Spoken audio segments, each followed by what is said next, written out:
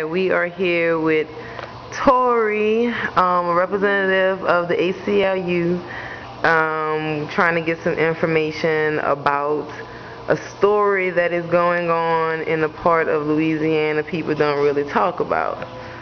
This is the website here. We're going to get a little close up on that. Those are the petitions we just delivered to the DA. Okay. Mumia wrote a statement. So tell me what's going on in Jena. It's Jena, Louisiana, correct? Right. So in Jena, back in September, the day after the Katrina anniversary, actually, 6 black kids decided, I guess there's a tree. So you have the school building, you have like a main school building, you have sort of a building next to it, and then right in the middle there's a tree, like a big tree, and there's the rest of the kind of schoolyard. So kids will come out and eat lunch, and I guess there's a custom that the black kids will stay on one side of the yard and the white kids sit under the tree. So I guess that day after Katrina in September, 6 black kids asked the principal if there was any reason why they couldn't sit under the tree. So the principal said, actually the vice principal said, no, sit wherever you want, like you have the right to sit wherever you want. So the kids went and sat under the tree. The next day they came to school and there were nooses, 3 nooses, hung in school colors from the tree, right? 3 white kids admitted to doing it. The principal recommended expulsion. The superintendent came in and overrode that decision and gave instead 2 days in-school suspension. Wow.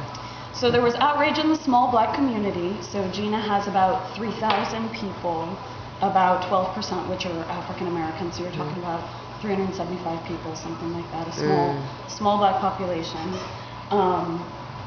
But they were outraged. So the parents went to a school board meeting and tried to speak, but I guess did not get properly enrolled on the register or something like that. So they weren't allowed to speak at the school board meeting.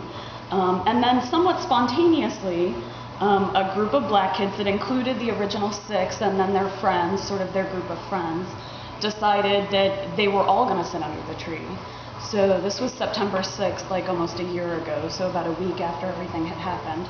So at lunchtime, not skipping class or doing anything wrong from what we understand, at lunchtime they went and sat under the tree, just during lunch. Lunch was over, they went back to class. And during the first couple periods after lunch, they were called as a school to a school assembly.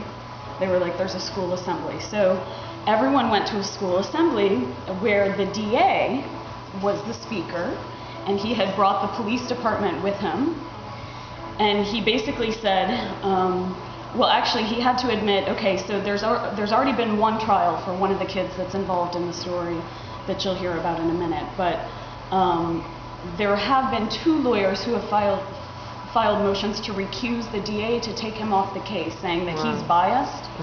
And so this actually was introduced as evidence during those cases, not during one of the trials. But he actually had to admit on the stand that basically he said to the entire student body, right, but the day of the black student protest, right, if you don't stop making such a fuss about this innocent prank, I know air quotes is kind of outdated, but it serves a purpose here. It is all good.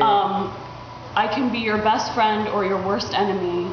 I can take away your lives with the stroke of my pen, he says.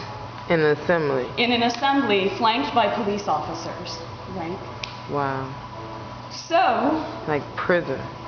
People stopped protesting in Jena, especially kids. Tensions were still high at the school.